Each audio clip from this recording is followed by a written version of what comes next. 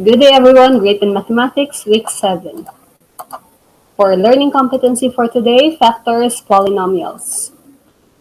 Let's have factoring polynomials. Since na-discuss na po natin ang remainder theorem, synthetic division, factor theorem, and rational root theorem, i-apply natin siya ngayon dito. Doon sa mga hindi pa aware kung paano ang rational root theorem, factor theorem, and remainder theorem, and synthetic division, pwede nyo pong panoorin yung aking mga previous video tutorial.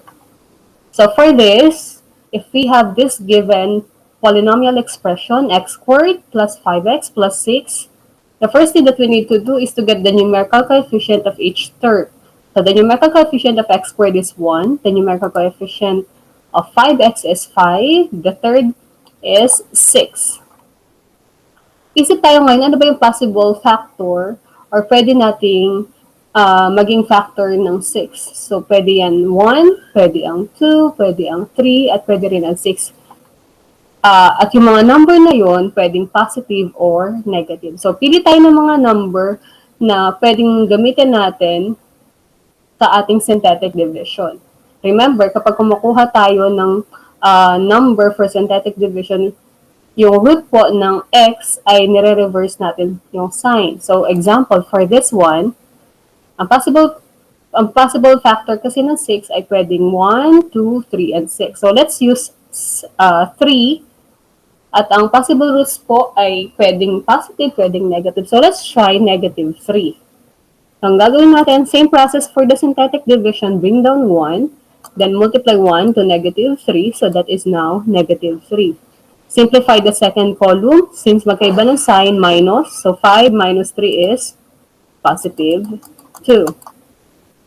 2 times negative 3 is negative 6. As you can see, the remainder here is 0. So, ibig sabihin, negative 3 is one of the factor of our given polynomial.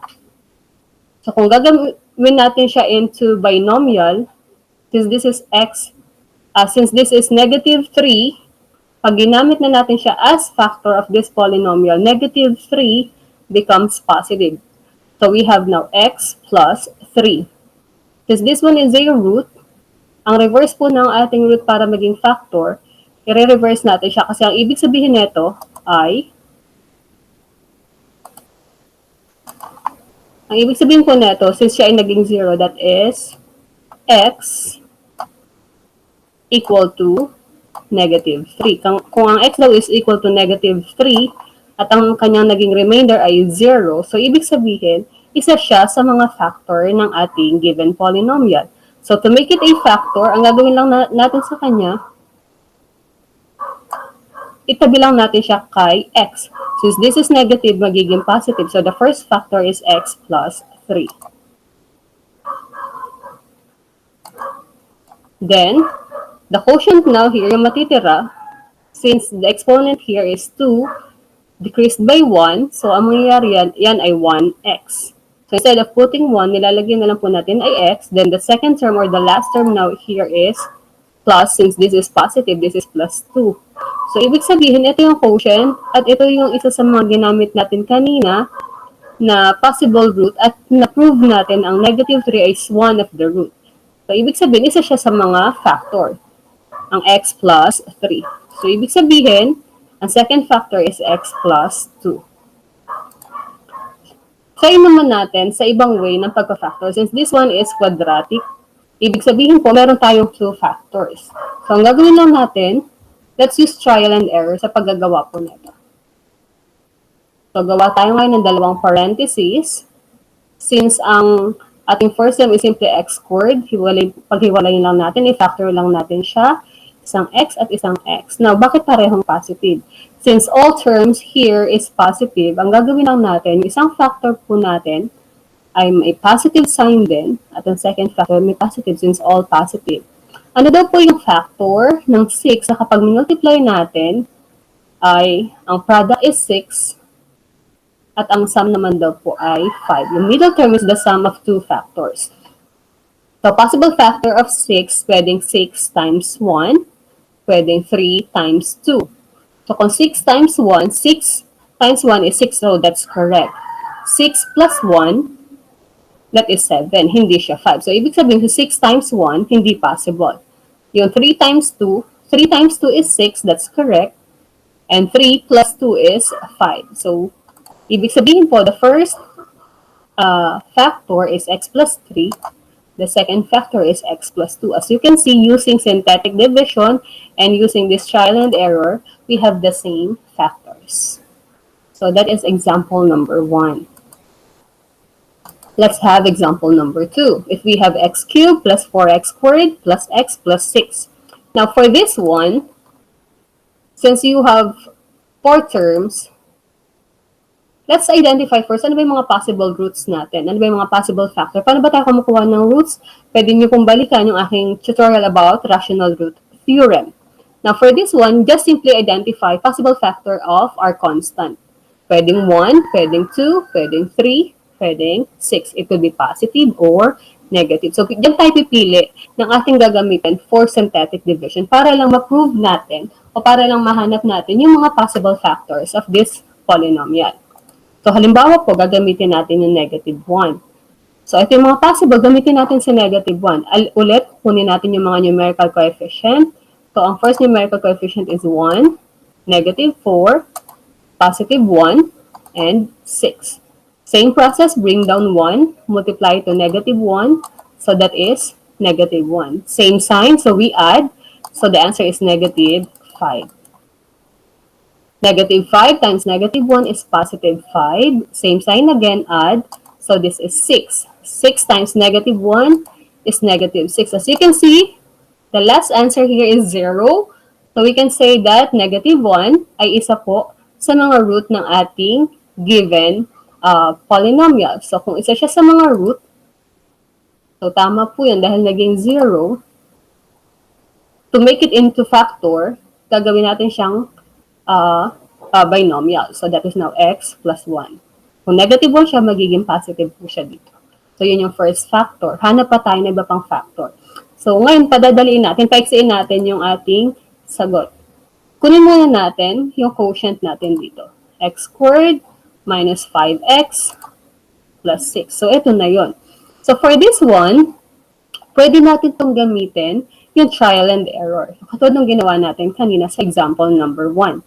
Kung papansin natin, ang sign nito ay positive at ito naman po ay negative. Ang clue ko sa inyo, kapag ang dulo ng trinomial ay positive at ang kanyang middle ay negative, ang ating factor ay dalawang negative. So, gawa tayo ng 2 factors.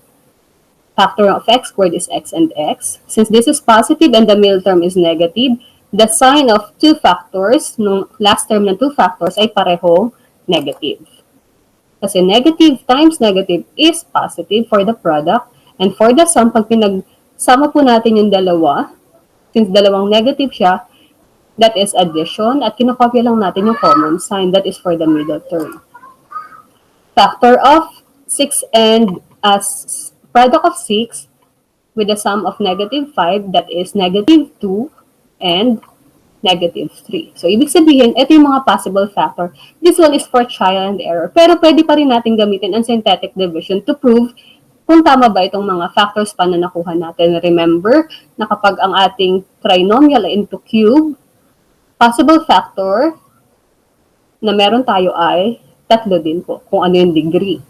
So, try naman natin sa synthetic division kung talagang tama ba itong factor na meron tayo using trial and error. So, let's try to use, since sabi natin nga kanina, ito yung dalawang to, yung possible factor nito. I-prove natin using synthetic division. Kung meron tayo ditong negative 2, get the value of x, so that is positive 2. So, gamitin natin si positive 2. Instead of using this numerical coefficients, pwede na natin gamitin ito para mas maikse. So, yan ay 1, then we have negative 5, then we have 6. Same process, bring down 1, multiply it to 2, so that is now 2. Magkaiba ng sign, subtract, mas malaki si 5, kaya ang gagamitin nating sign ay negative, so we have negative 3. Negative 3 times 2 is negative 6. Pag sinubtract natin yan ay 0. So, kung 0 siya, ibig sabihin tama ito. Diba? Kasi 0, isa siya sa mga root. So, ang x minus 2 ay tama na factor ng ating polynomial. So, isa siya ngayon sa mga factor. Ang x minus 3 kaya ay tama? Tingnan natin. For this one, since makikita natin dalawa na lang, ang exponent dito ay 2. So, ibig sabihin na maging exponent na ating variable for this number is 1. So, 1x, or simply x, minus 3. Kung papansin nyo, ito na yung naging huling sagot at ito na rin siya. So, ibig sabihin, tama yung sagot mo dito sa trial and error. Pwede mo rin gamitin ang synthetic division. So, ang ating sagot ay x minus 3. So, meron tayong 1, 2, 3 factors at nagko-confirm yan sa ating degree of polynomial, which is 3. So, these are the factors of polynomials. Okay, let's have example number 3. Paano naman daw kung meron tayong x cubed minus 4x squared minus 19x minus 14? Siyempre, ang una natin gagawin is to identify ano ba yung mga possible factor ng ating constant term. Since ang numerical coefficient naman ng ating x cubed ay 1 lang. So, possible factor ng 14 is 1, 2, 7, at 14. So, ang gagawin lang po, let's use positive 1 daw muna. So, let's get the numerical coefficient. So, meron tayong 1, meron tayong negative 4, meron tayong negative 19, at negative 14. So, bring down 1, multiply it to 1. So, meron ka ngayong 1 for the second column. Then, simplify natin siya. Since magkaiba ng sign, ang mangyayari po dyan ay minus. So, this is negative 3 since ang sign ng 4 ay negative. At mas mataas ang 4 sa 1. So, copy negative. Negative 3 times 1 is negative 3. Simplify. This is negative 22. Negative 22 times 1 is negative 22. Pag sinimplify natin yan, since pareho ng sign, i-add po natin. So, negative 36. Kung mapapansin po, merong remainder. Ibig sabihin, yung 1 ay hindi isa sa mga factor kasi merong remainder. So, try natin yung ibang possible root natin. Try naman natin ang negative 1. So, ganun uli yung process. Bring down 1, multiply to negative 1. So, we have here negative 1. Kung papansin, ang kanilang sign ay pareho. Kung pareho yung sign niya, ipa-plus natin siya. So, we add negative 4 and negative 1. So, the answer is negative 5. Negative times negative is positive. 5 times 1 is 5. Different in sign, subtract. And 19 is higher than 5. So, negative 14. Negative times negative is positive. 14 times 1 is 14. Magkaiba ng sign, isubtract natin siya, so that is now 0. So, ibig sabihin, tama yung ating first na root. So, kung into root siya, gagawin natin siya into factor. So, negative 1 magiging pong x plus 1. So, yun na meron na isang factor. Kung nakuha na natin yung first factor, pwede na nating express yung ating third row into polynomial expression. Meron tayong x squared minus 5x minus 14. Sabi ko nga po, pwede din tayong gumamit ng trial and error para makuha natin yung factor. So, let's use trial and error. Since we have x squared, meron tayong 2 factors. So, gawa tayo ng 2 parentheses na merong factor ng x squared. Kaya po magkahiwalay yung x. Now, observe natin ngayon yung last term. Papansin po, sa last term, meron tayong negative. Kapag nagpa-factor tayo, observe lagi muna natin yung sign kasi usually doon nagkakamali. Since this is negative, ibig sabihin ang ating factor isang positive at isang negative. Pwede namang negative dito, dito yung positive, walang problema. Ngayon, ano yung ilalagay nating mga number dito? Isip tayo ng possible factor na kapag minultiply natin, ang magiging sagot ay 14. Pero, since magkaiba ng sign, kapag sinubtract naman daw po natin yung dalawa, kailangan naman 5 yung sagot. Since magkaiba yung sign, ibig sabihin, isusubtract natin yung answer para makuha natin yung ating middle term. Possible factor ng 14, sabi din, ang basis din natin kung saan ilalagay yung mga factors, depende sa sign ng ating middle term. Kung ano po yung sign ng ating middle term, doon natin ilalagay yung factor na pinakamataas yung value. Halimbawa, ang possible factor na naisip natin sa 14 ay 14 times 1. So, ibig sabihin, automatic yung 14 ay mas malaki kay 1. Si 14 ang ilalagay natin doon sa negative kasi mas malaki siya at ang sign kasi ng ating middle term ay negative. Halimbawa, dito ang 14. as dito po ang 1. Pag multiply natin si 1 times negative 14 is negative 14. Tama tayo sa product, sa dulo, yung last term. Pero check natin kung tatama ba tayo sa middle term. Positive 1 minus 14, that is negative 13. Is it negative 13? Since hindi siya negative 13, ibig sabihin hindi yan yung factor. Ano pa yung possible factor ng 14? It could be 5, it could be 2, and 7. Kasi 2 times 7 is 14. Kaya lang magde-decide tayo ngayon, saan natin ilalagay si 2, saan natin ilalagay si 7. Sabi po natin, kung ano yung sign ng middle, since this is negative, doon mo ilalagay yung mas mataas na factor mo. Mas mataas si 7 kay 2, so ibig sabihin yung 2 ilalagay natin sa positive, at yung negative naman po doon sa 7. Pag minultiply natin positive 2 by negative 7, the answer is negative 14. Tama po yun. Since magkaiba siya ng sign, isusubtract naman natin siya. 2 minus 7, that is negative 5. So, ibig sabihin, ito po yung tama na possession ng positive, ng 7 at ng 2. Pero check natin using synthetic division kung talagang factor ba talaga sila, kung ang kanila bang magiging remainder ay 0. Sabi ko nga, kahit pwede mo naman itong gamitin, kaya lang medyo mahaba. Para mas madali, ito na lang gamitin natin since nakuha naman na natin yung trinomial na lang. Try natin, try natin ngayon. Since this is negative 7, pag kinuha natin yung value of x para magamit for synthetic division, yan ay magiging positive x equal to positive 7. So bring down 1, bring down negative 5, and bring down 14. So bring down 1 times 7 is 7. Magkaiba ng sign, isusubtract na rin. Mas mataas is 7, kaya magiging sagot ay positive. Positive 2 times 7 is positive 14. Pag sinubtract natin yan, ito po ay 0. So, ibig sabihin, si 7 ay isa sa mga root. Kung siya ay positive 7 dito, pag naging factor, anong gagawin natin? Papalitan natin ng sign. Kung positive siya, magiging negative. So, isa sa mga factor ng ating polynomial is x minus 7. Kaya naging 0 ang remainder. Tingnan natin kung tama ba si x plus 2. Gawin natin siyang algebraic expression.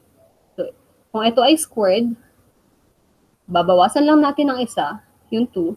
So, mangyayari, instead of 1x, ang mangyayari na lang sa atin po ay x na lang. Hindi na natin sinusulat yung 1 sa tabi ng x. Second term natin, or the constant, is positive 2. So, this is now plus 2. Kung papansin natin, itong dalawa ay pareho. Diba? Pareho sila. So, ibig sabihin po, ang third factor na meron tayo ay x plus 2. At ito ang ating factors of polynomials. Since 3 ang ating degree, meron tayong 3 factors. Okay? Tingnan naman natin iba pang klase ng pagka-factor ng polynomials. Unang-una, meron tayong common monomial factor. Example po, 15x cubed y raised to 7 minus 18x squared y to the 4. So, ang una natin gagawin ay kunin natin ang GCF ng ating numerical coefficient, which is 15 at 18. Ang greatest common factor ng 15 and 18 is 3.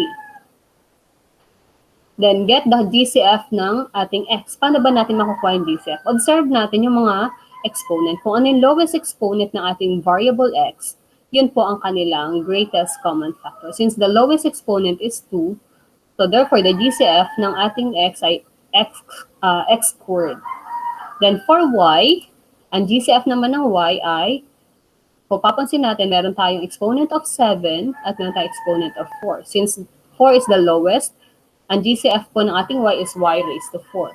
Then, get the product of all GCF, which is now 3x squared y raised to 4. So, ang mangyayari, siya yung common term na meron yung first term natin at yung second term. So, gawa tayo ng parenthesis. 15 divide 3 ay 5. Kaya po nandyan siya. X cubed daw po, naglabas tayo ng dalawa. Ilan na lang ang matitira sa loob ng parenthesis? Kung meron tayong 3, inilabas natin yung dalawa, meron na lang tayong isang x.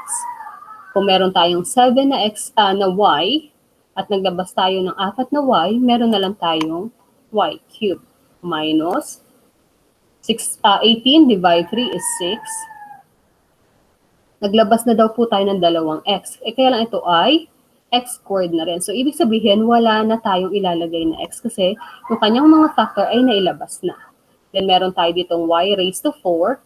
Ang atin ding GCF dito is y raised to 4 na ilabas na rin. So, ibig sabihin po, ito na lang ang ating factors. So, ang factors po ng ating given polynomial is 3x squared y raised to 4 times 5x y cubed minus 6. Let's have example number 5 for common monomial factor pa rin. Meron daw po tayong 10a cubed b raised to 8c minus 15a squared b cubed c plus 25ab c cubed. GCF ng ating 10, 15, and 25 is 5. Ang GCF naman ng ating a, kung papansin natin, the lowest exponent is 1. So, a lang po. GCF naman ng ating b, still the lowest exponent is 1. So, ang ating GCF for b is b. Even sa c, kung papansin natin, ang lowest exponent is 1. So, ang GCF ng c is also c.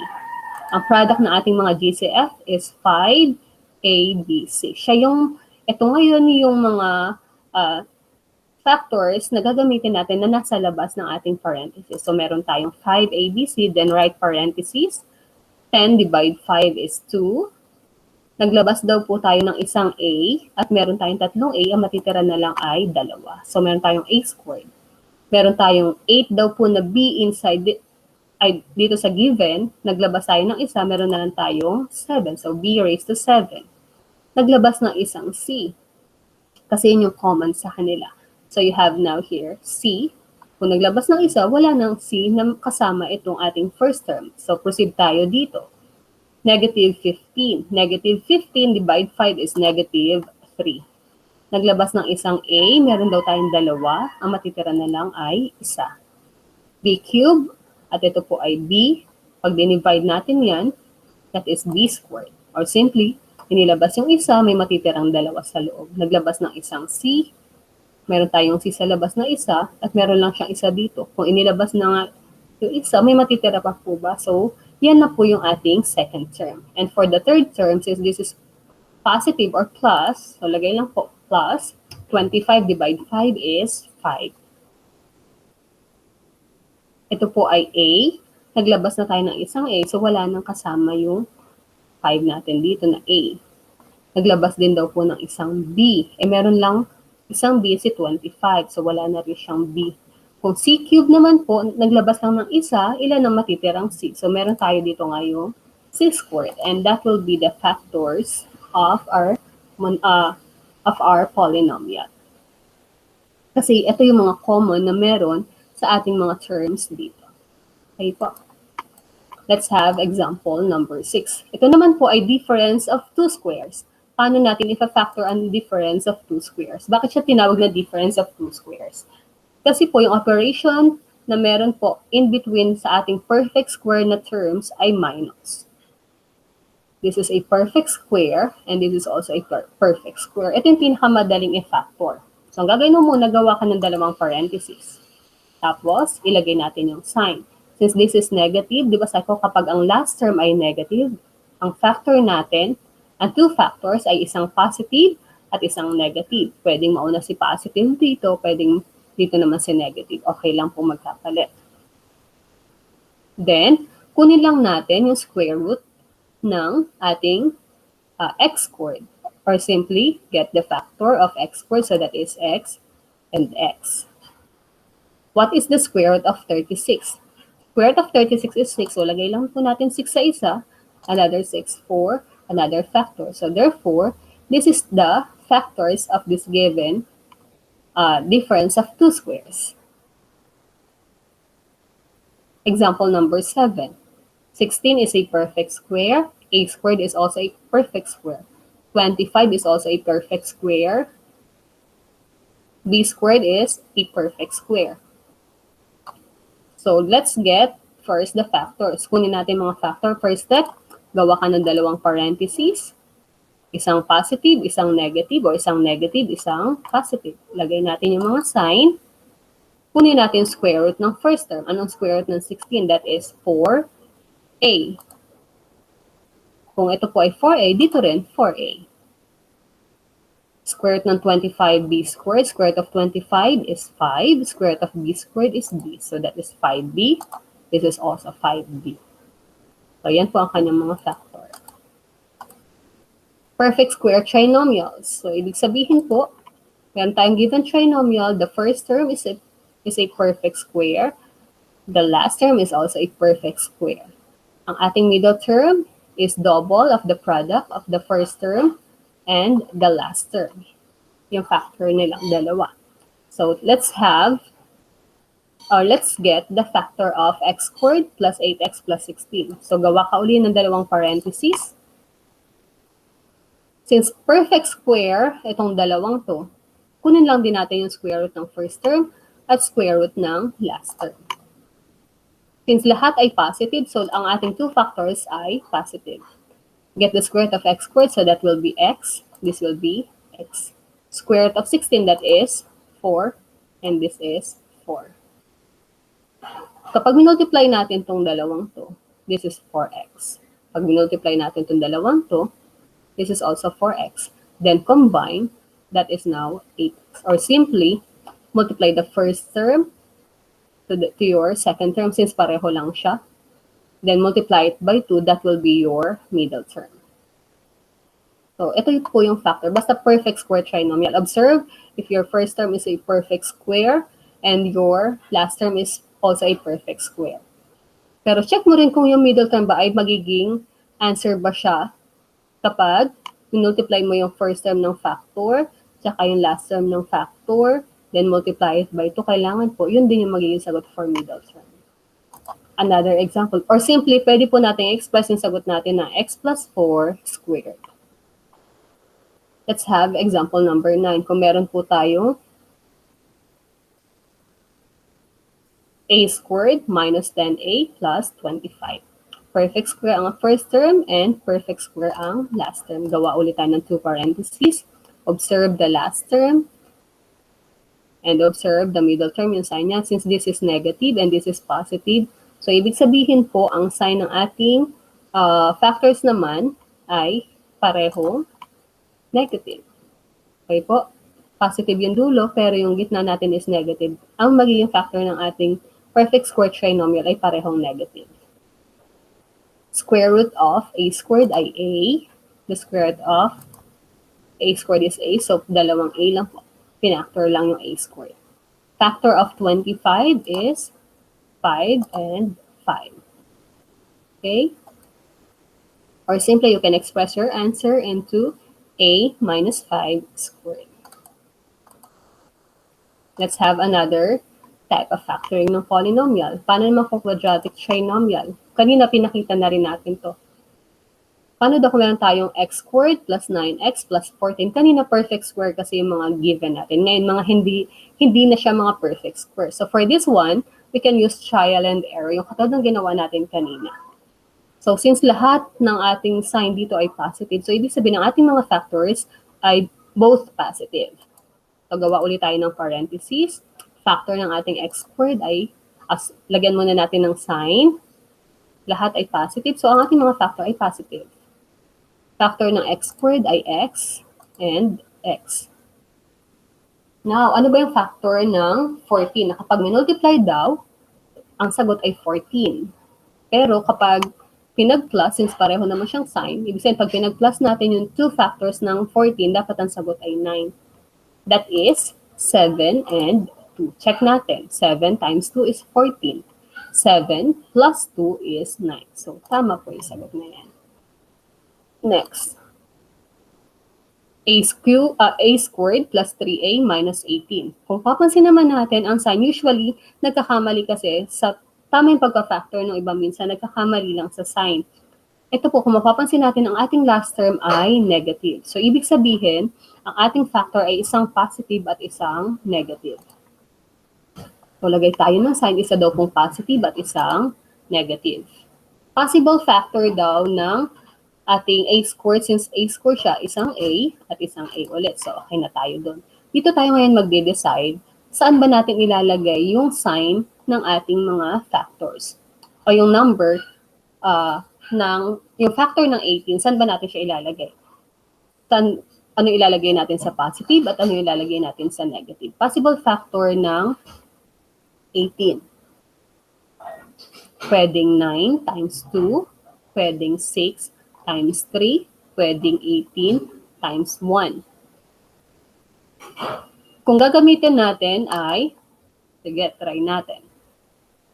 Kung tayo ay gagamit ng 9 and 2, sabi natin, kung ang sign ay positive, so ibig sabihin, dun tayo sa positive maglalagay ng mas mataas na number. So ibig sabihin, ito po ay positive at ito ay negative. At kung magkaiba siya ng sign, magsusubtract tayo.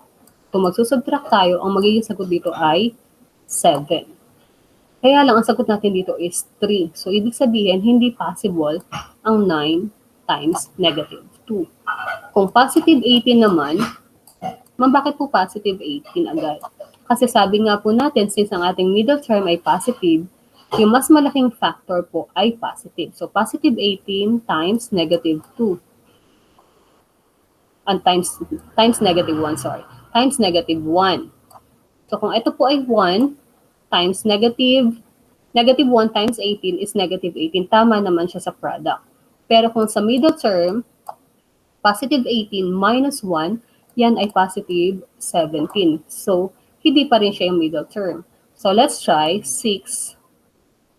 Ito po ang positive kasi siya yung mas malaki. And negative naman po yung 3. Pag minultiply natin si positive 6 by negative 3, yan ay negative 18. Tama po yun. Pag sinimplify naman natin siya for middle term, 6 minus 3, ang sagot ko dito is 3. At yun po yung tama. So, ibig sabihin, ang first factor natin is positive 6 and we have negative 3. So, the factors are A plus 6 times A minus 3. Kasi tama yung sa middle term natin. Let's have another example. Kung papansin, ang ating namang last term ay negative. Pero yung middle naman natin ay negative. Ito kanina positive. So, check ulit natin yan. Gawa ulit tayo ng dalawang parentheses. Since ang last term natin ay negative, ang mga factor natin ay isang positive ulit at isang negative. Or simply, pwede magkabaliktad yan. Pero yung pagpuposisyon natin ng higher factor, dapat kung ano yung sign ng ating middle term. Yun yung magiging sign niya. Possible factor ng 35, that is 7 times 5. So, kung 7 times 5, saan natin ilalagay yung 7? Saan natin ilalagay yung 5? But then, let's have first yung A squared. So, meron tayong A at A. Sabi natin, ang possible factor ng 35 ay 7 and 5. Alin sa kanila yung positive at alin ang negative? Depende sa sign ng ating middle term. Since ang middle term is negative 2A, alin ang magiging negative? Ang magiging negative ay yung mas mataas na factor, which is 7. So, ibig sabihin po, ang ating positive dito ay 5, ang ating negative ay 2. Check natin. Positive 5 times negative 7 is negative 35. Pag sinimplify naman natin to find the middle term, the coefficient of middle term, that is 5 minus 7, that is negative. Let's have the sum and difference of 2 cubes naman po. Paano ba tayo mag-factor ng sum and difference of 2 cubes? Example, if we have x cubed minus 27. So, ang gagawin natin, para hindi kayo malito sa sign, pakitandaan yung word na SOAP. S-O-A-P. Ano ba ibig sabihin ng SOAP? Ang SOAP po is same sign, opposite sign, always positive. So, ganito yung magiging pattern. Yung first parenthesis is for binomial. Yung factor po na binomial. At yung second parenthesis na medyo mahaba is for the factor po na trinomial naman ng ating sum and difference of 2 cubes. So, anong gagawin natin? Remember, yung S stands for the same sign. Same sign ng alin? Same sign ng ating given. Kung ito po ay negative, so ibig sabihin ang sign nito ay negative. For this one naman po, trinomial yung ilalagay kasi natin dito. Ang kasunod naman daw pong sign, ng middle term natin is O, opposite sign. So kung ito ay negative, ito ay magiging positive. Yung dulo po, sabi is always positive. So lalagay lang natin dyan ay positive. So para hindi kayo malito sa sign, yan po yung gagamitin natin. So same sign, same sign. Kung ito ay negative, yung kasunod naman daw po ay opposite signs. Yung dulo po is always positive. So how to find the factors na? Sa sign, wala na tayong problema. Pwede nyo gawin yan, lagay nyo kagad yung sign. Kunin daw po natin yung cube root ng first term. What is the cube root of x cubed? That is simply x. What is the cube root of 27? That is 3. Ma'am, paano po makukuha yung cube root? Ano daw yung number? Kapag multiply mo 3 beses sa sarili niya, yun po yung kalalabasan. Halimbawa, itong 27. Ang naging sagot natin is 3. So, ibig sabihin, 3 times 3 is 9, times 3 is 27. Minultiply natin si 3 ng 3 beses sa sarili niya at nakuha natin yung 27. Paano naman makukuha yung first term ng ating trinomial? Square lang natin yung ating first term. Ano ba yung square of x? That is simply x squared. Yung dito naman, tingnan natin yung first term natin tsaka yung last term sa binomial. I-multiply lang natin siya. So, x times 3. Disregard mo na yung sign kasi meron na tayong sign. So, x times 3, this is now 3x. At for the last term, square lang natin yung 3. So, 3 squared is 9. So, therefore, ito na ang ating factors. Let's have example number 14. Same process, gamitin uli natin yung so. Gawa ulit tayo ng parenthesis for the first binomial factor and another parenthesis for our trinomial factor naman. Kunin natin ang mga signs, same sign. Since this is positive, lagay natin positive.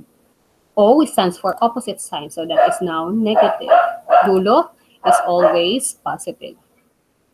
Factor of a cube, or get the cube root of a cube, that is now a. Cube root of 125 is 5. So you have now the first factor po ng binomial. To find the first term ng ating trinomial, square ng a, that is a squared. Then, for the middle term, multiply lang natin yung first term, tsaka yung last term ng ating binomial. So this is now 5a. Then, for the last term, square of 5 is 25. So ang ating factor for this given trinomial for the sum and difference of these two cubes is a plus 5 times a squared minus 5a plus 25. So thank you and happy learning everyone. God bless. This is Mama Lee.